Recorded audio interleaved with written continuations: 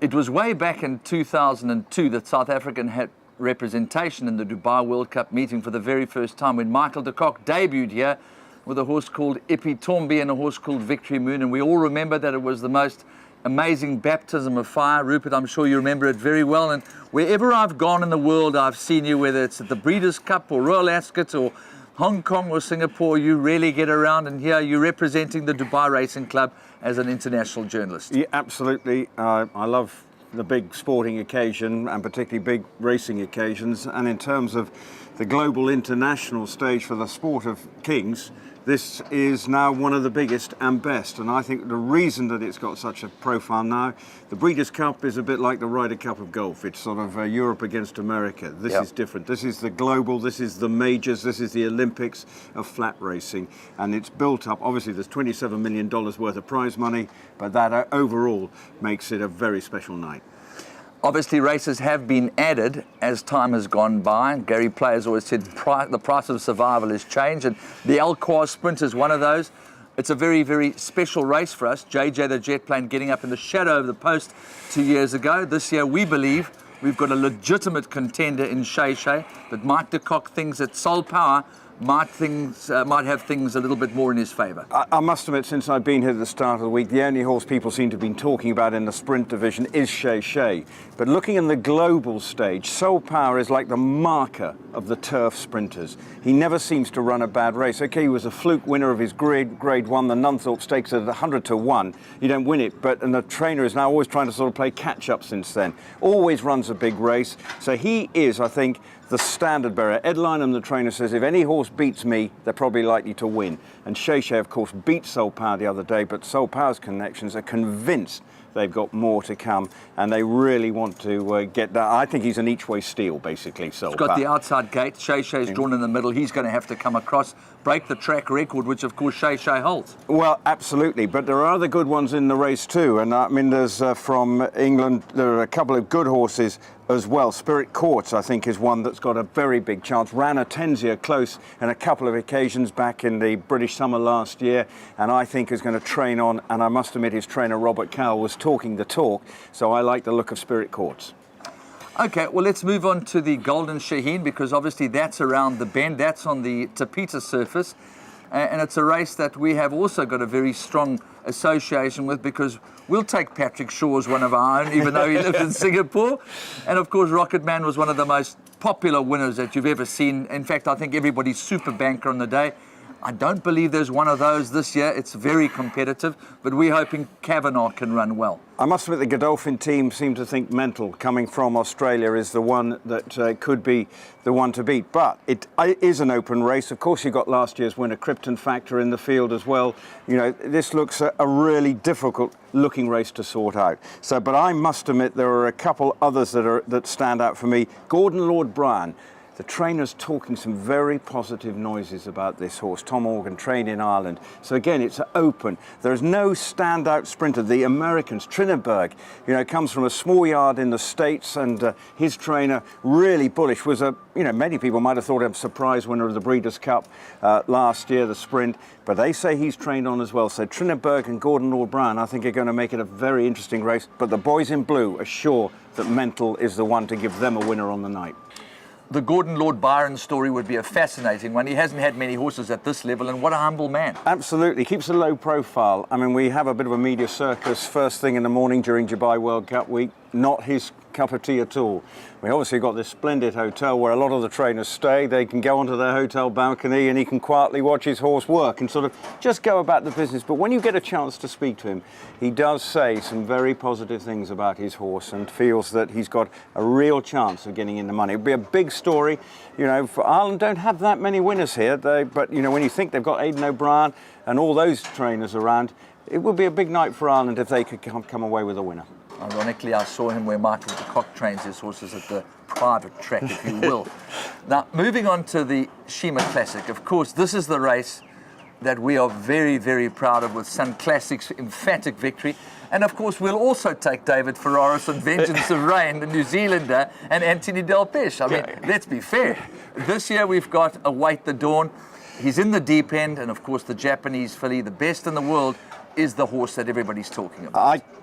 must admit, I'm so impressed by this Japanese mare. She just looks different class to the rest. She does too. It looks a rest, I think, are playing for second. If she runs to her best, she should skate up. I think she is the absolute deal of the night.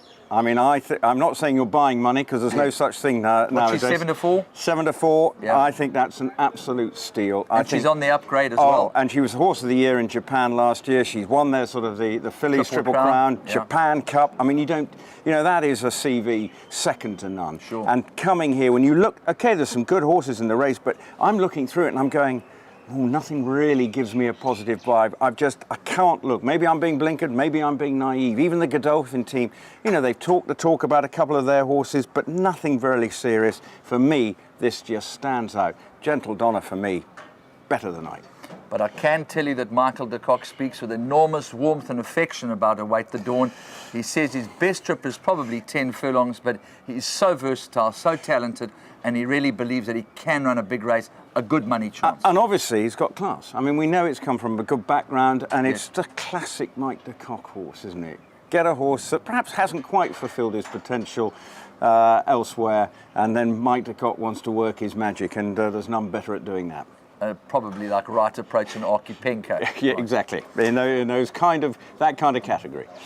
Right, then moving on to the race that I'm sure everybody will be holding their breath for in South Africa, and that's, of course, the Dubai Duty Free, where we are represented by the Horse of the Year, Igugu, the Vodacom Durban July winner, and Jamie Met, and Triple Crown winner. She hasn't been herself, but she is definitely coming back. And, of course, Mushrek, and a very, very talented horse in the Apache, who's done nothing wrong in this carnival. Okay, obviously, you're closer to Mike de Kock than I am, but he's sort of... That comes with big reputations, but it takes time, doesn't it? When you come away, you never quite know where they're going to rate. Now, there's another horse who you can put that category to here. Well, there's two, in fact. Yeah. Little Mike from America. What a story that would be. That will be a good story. And obviously, Gary Stevens riding as well, the comeback kid at 50, and Dale Ramones, and, the horse that's been overlooked in America. Then there's the New Zealand horse, Ocean Park. So this has got sort of good stories written up, but it's a proper international contest. Absolutely. They've done the best they can in their respective areas and countries. Now they're taking on the best from elsewhere. And it's just what you want to see here in Dubai World Cup night. And that's what you're going to get.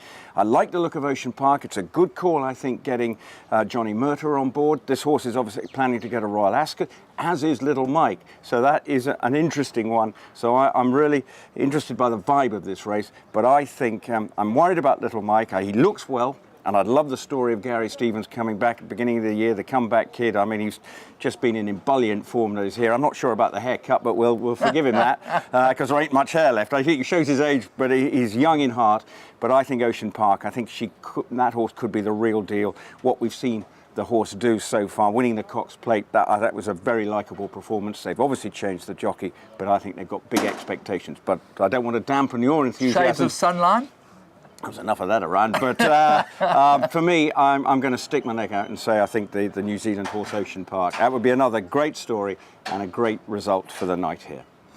Okay, as far as the Godolphin team is concerned, I mean, it would be foolish to ignore the chances of this mare, this wonderful mare that has won 3 on the trot, and she had traffic trouble last time out when she just demolished the Apache. That was truly spectacular. Well, the Godolphin team, when I was talking to them before, I just, okay, they got City Star, they got Sadja. They didn't really give me the real vibe about this one. I think they're looking elsewhere. Maybe the Dubai Gold Cup, they were really talking up their chances. Obviously, the UAE Derby tends to be a bit of a standing division. But yes, I never got a sort of open feeling that, yes, maybe comes in with a big race, reputation into this race. But, okay, they may be keeping their light under a bushel. But yeah. I just didn't get that real sense that this was their big hope for the night. All right, and then, of course, the 10 million Dubai World Cup. I mean, $10 million, we came so close. And I have to refer, of course, back to Lidz's Desire. It was a heartbeat that Kevin Shea, I'm sure, he thought he won it. I remember that night. Jebby said, you got the race. Yeah. But anyway, it was yesteryear. What about this year? We've got a legitimate contender in Treasure Beach who's now been nurtured after having been cannon fodder, if I may put it that way, and raced all over the world. But it's a cracking contest. And talking of Treasure Beach, I was talking to the racing manager. Now, and Jamie Spencer is obviously riding, and they really do think he's overpriced. They say if we get it right, why not? you know, and they were talking the talk, you know, and I can see that horse getting right into the mix if the vibes are correct. So it'll be very interesting to see how they get on. You know, it's obviously an interesting one. I would see it as a surprise if it won. Yep. But when you look at the Americans, they are the unknown quantity. They've got an awful lot to prove on this surface. It's not been a happy hunting ground since we've built this wonderful race course here. They've got 3 really genuine chances. Dullahan's probably the outsider of the 3 Americans. You then look at Royal Delta. You then look at the Kentucky Derby winner, Animal Kingdom. You think, well, on paper, and the Godolphin team admit it and said, on known form, they should be the standout. Monterosso, I think, was a lucky winner. You know, it was a one-hit wonder. But he won well. He won well, but he was a one-hit. Hasn't been the same horse. And the horse that's interesting, I think, is the 3rd horse, Planteur. Marco Botti is an up-and-coming trainer in the UK, of Italian extraction, obviously, but he is one of the coming men in the training ranks. If you haven't heard of him before, this horse, he is a man you've got to keep an eye on. And so Planteur, 3rd last year, running on, loves obviously the surface, could be the each-way value. It almost seems sacrilege to wrap up 5 mouth-watering contests in such a short space of time. But if you had to give us one for the day, Rupert? I think I've already laid. I think my colours to the mast, Gentle Donna. I'm absolutely convinced. For me, I'm going to put more dirhams than I probably can afford on this horse. I think she's absolutely spectacular, and maybe there's Spirit Courts perhaps each way as well in the sprint as well. I think those two look. To me, value bets in both sense, both at a short price and at a long price. But inevitably, I'm still working so hard, so it obviously tells you I'm a bit of a failed punter as well. Well, it's been a great delight talking to you. Thank you very much for your time. I hope it's going to be a fantastic evening for the punters out there. My heart goes with Shay for the day. Thanks for joining us, Rupert and Andrew, reporting from Maidan.